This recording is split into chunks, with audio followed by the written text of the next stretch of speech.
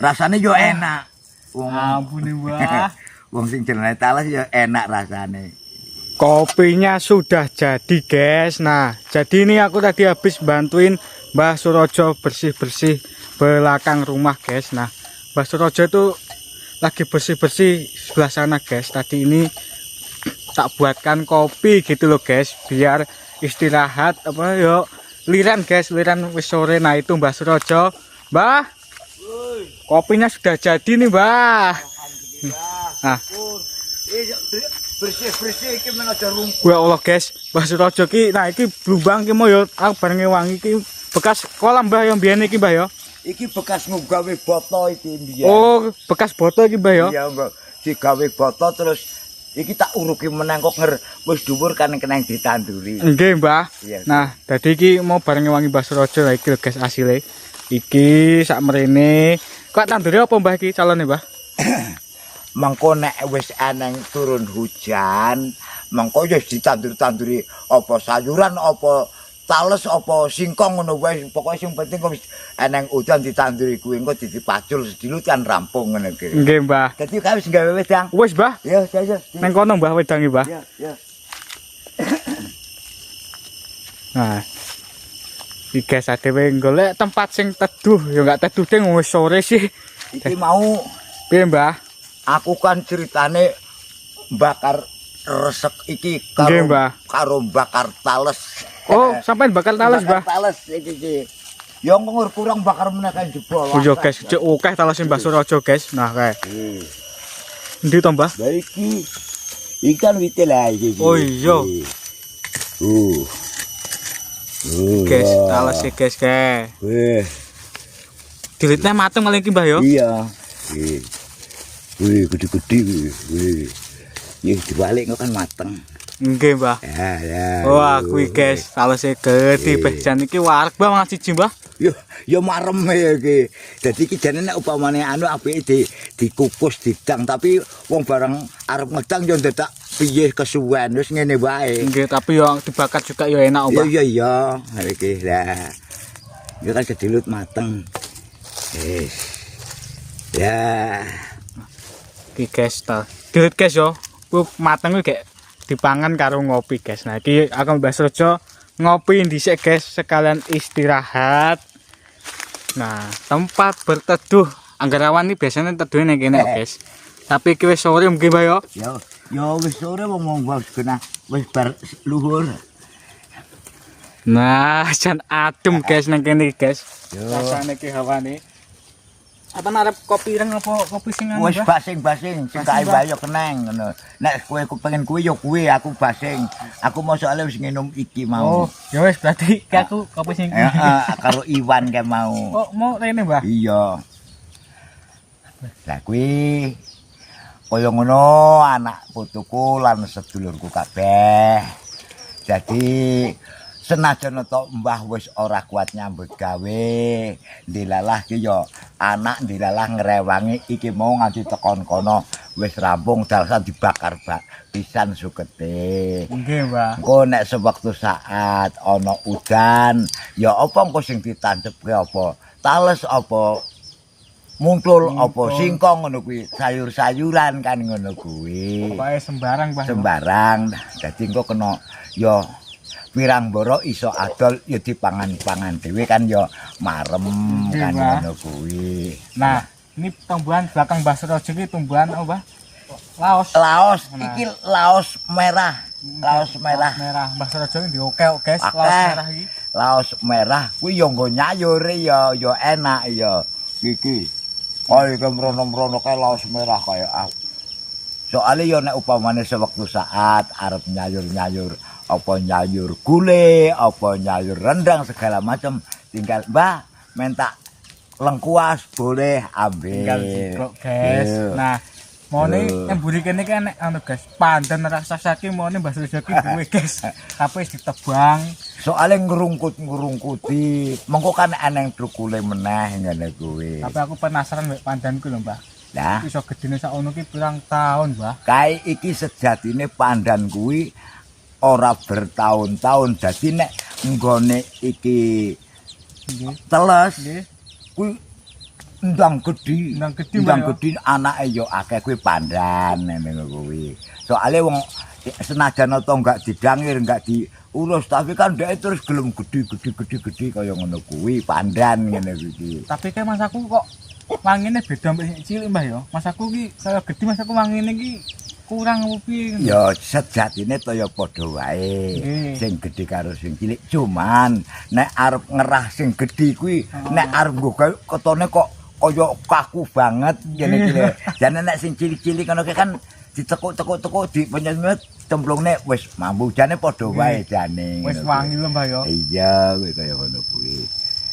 Mulane kaya anak putuku sing istilahe iki makaryane kaya nang pertanian ngene iki ya aja sepi. Wis to, apa wae ditancep-tancepke, terutama ya bahan makan kuwi kaya to singkong, kaya muntul, ya mantang madu, mantang tales itu kan nang awake dhewe bisa istilah iki mencegah aturan ngelih Nggih. dadi orang ngelih karo nunggu ngenteni ngiling pari dadi beras kan ngono kuwi lho maksudku. Mas Prasojo tuh kalau punya tanaman tuh nggak ketang kayak umbi-umbian gitu tuh enak guys. Jadi kalau kita pas waktu lapar ingin apa ya ngerebus ya tinggal jikok loh guys karena nunggoni sego nih mateng begitu. Misale kok upamane ngrebus kok kesuwen kelamaan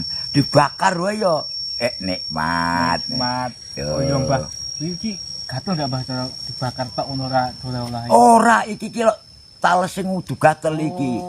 Iki nek iki sing jenane tales sing biasa kanggo dipangan. Sedangkan batange wis disayur enggak gatel. Nggih, enak iki.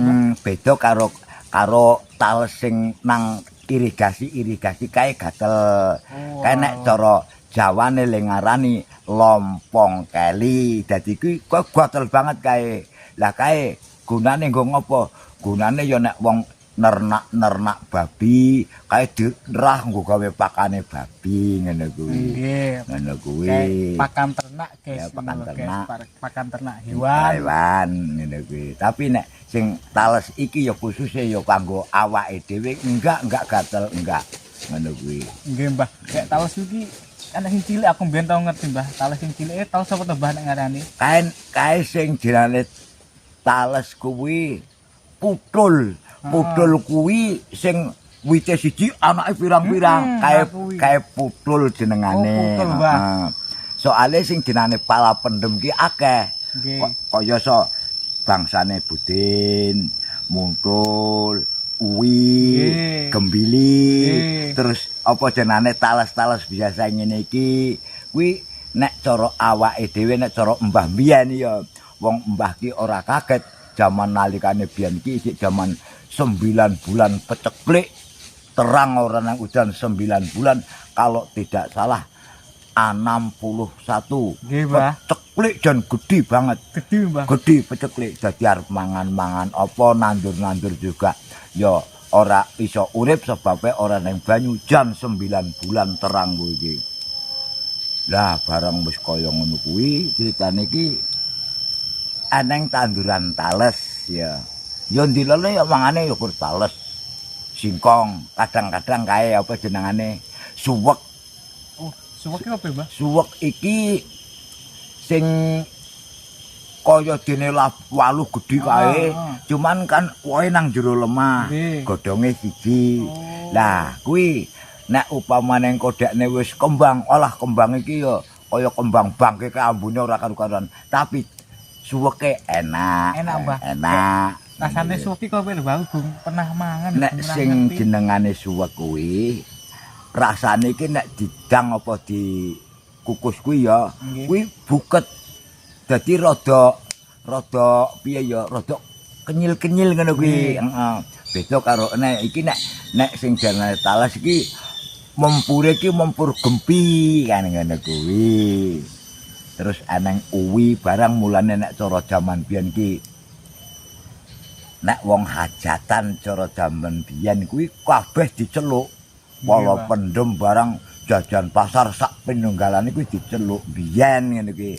Saiki berhubung iki wis kemajuaning zaman negara iki wis lebih canggih dadi ya kus disingkat ndamel sedekahan ngene. Nek biyen kabeh diceluk soalé mbah biyen ki tau ya kuwi tau dijaluki tulung kono ngono kuwi ya anang polo pendem ya ngono kuwi barang polo gantung kae bangsane werna-werna kates terus bangsane apa kuwi mau labu-labu blonceng barang ya kuwi nek cara biyen nggih Mbah nah mulane saiki iki wis zamane zaman canggih segala-gala macam wis eneng kaya mbiyen zaman cilikane mbah kuwi urung eneng kok apa jenenge HP utawane kirim surat aro iki kudu dijeko dadi ngirim surat ya kudu teko mulane ngirim surat saka daerah kene nganti teko tanah Jawa iki bisa sampai setengah bulan 1 bulan sebabe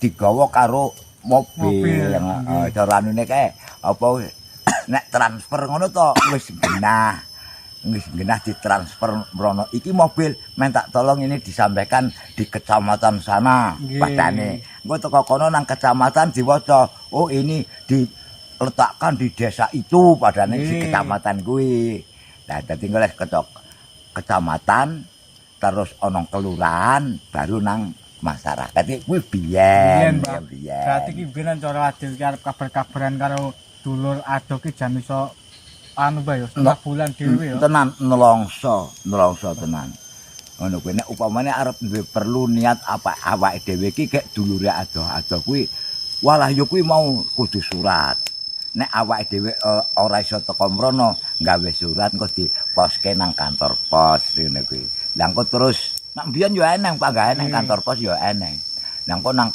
kantor pos terus dititip karo sing mobil sing wis kenal daerah iki diseloke nang kabupaten, nang kecamatan, terus nang kelurahan, terus nang masyarakat. Nah, wong ben kang ngono sak ono nek HP iki jan iso temenan. Iya, temenan. Dadi HP iki sing dinane HP kuwi mulai eneng HP tak hitung-hitung ke tahun 90-an. Nggih. 90-an ke sini. Nek 90 ke sana walah urung eneng apa-apa. Yo dino mecange. Mbah. Bismillahirrahmanirrahim. Bewedang sik, guys. Mas mateng urung Mbah ya kuwi anune, Mbah. Yo mbuh, ya jajah diciliki. Tak wis Mbah ya. Jajah diendengi. Sik guys aku tak niliki iki, guys. Talese iki lho. Wis mateng apa ugung, guys. Oh ngene iki wis urung Mbah ya? Ya nek dibajet empuk yo. Mbah. Wis, Mbah. Wis mateng. Beh, mateng guys talese guys. Sik tak enggak ada apa Mbak? Pas gedang. Kuwi lho karo dicuthik diundurne karo kayu diundurne kabeh loro. Gede-gede kuwi. Wah, kuwi. Dan Mateng, Mbah. Wis mateng yo ayo dipangan beneran. Sik golek apa Mbah iki Ya ndak karo godhong-godhong gedang kuwi mencelas yo keneng. Heeh. Mbah, mau telas godhong gedang guys. Beh, dan sip tenan. Empuk, Mbah. Iya. Ya. Weh.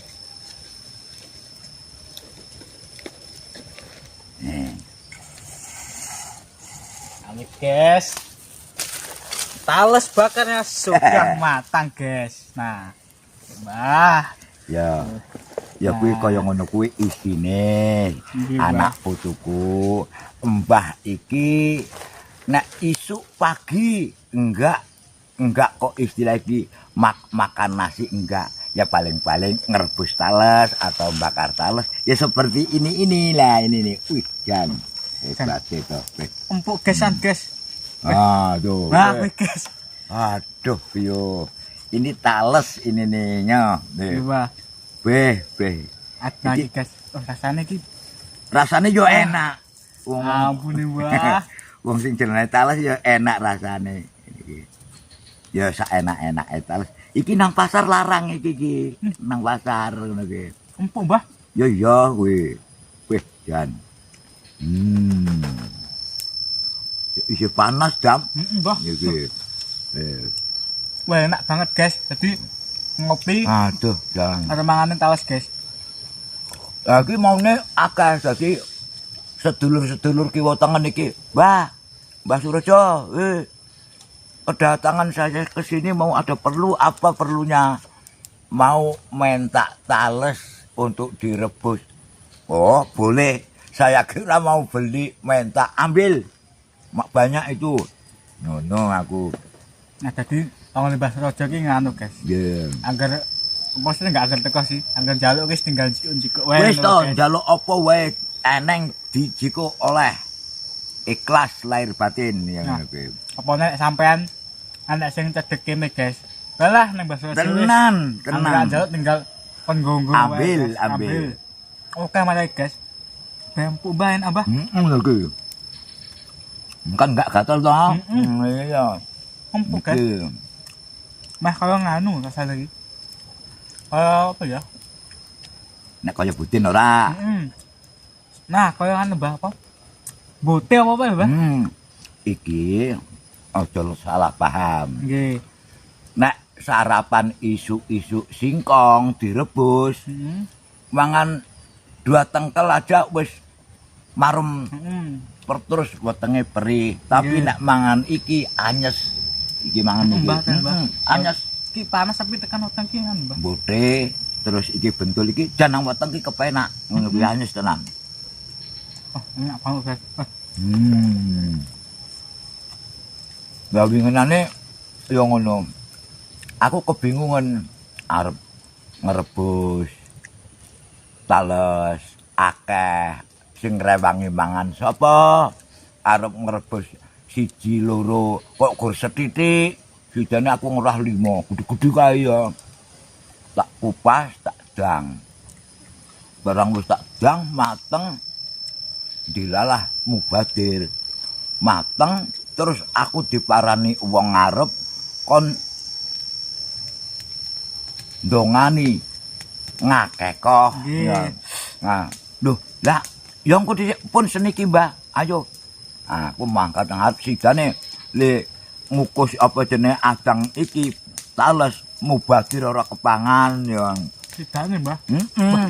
Aduh, Jan. Nek aku wis entek, Ya guys. jan ora nang sapa-sapa wingi ya. Terus iki mau karo mresik iki aku njajal tak bakar loro. Lah loro ya iki terus dibakar iki. Wah, Jan. Enak banget, Mbah. Jan buket temen lho. Nah, guys. Videonya sampai sini dulu. Gampang nanti disambung video selanjutnya. Nah, ya. Aku sama Mbah Surojo tuh mau ini loh, guys. Mau ngerampung nih besik-besik iki. Nah, jadi kopinya 1 mentek. Menembah ya. Ya, ya. Nah, monggo sampean anu, Mbah. Pamit sekalian sampean. Nggih, kaya ngoten niku anakku lan putuku sedulurku kabeh sing wonten pundi panggenan.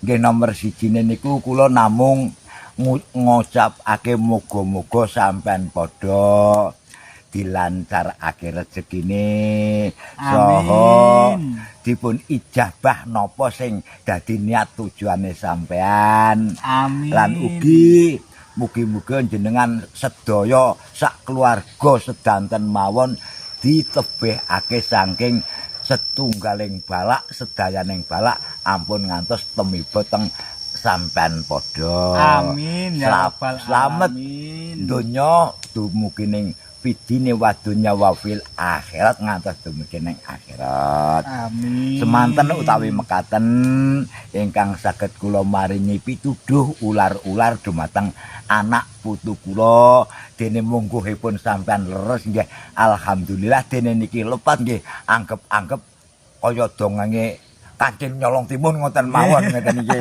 Ya lah wong ora bener ya dianggap-anggap kaya dongenge Kancil Nyolong Timun ngoten mawon. Dadi dipun cekapi semanten rumiyin kelajenganipun benjing disambung dinten nginjing wedalipun ingkang sami. Nggih, Mbah. Wassalamualaikum warahmatullahi wabarakatuh.